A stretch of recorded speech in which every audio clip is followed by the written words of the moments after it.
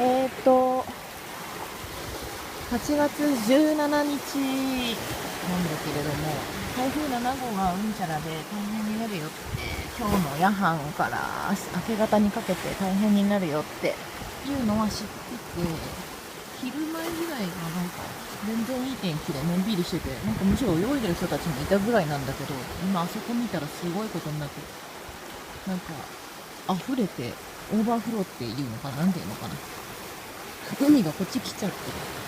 ほんで、あれだわ。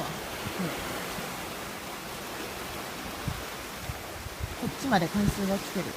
昨日私はあそこで座って足入れてジャプジャプしてたぐらいなのに、こんな風になっちゃうんだね。なんか少し雨降ってるな。で、風も強い。船出んのかな。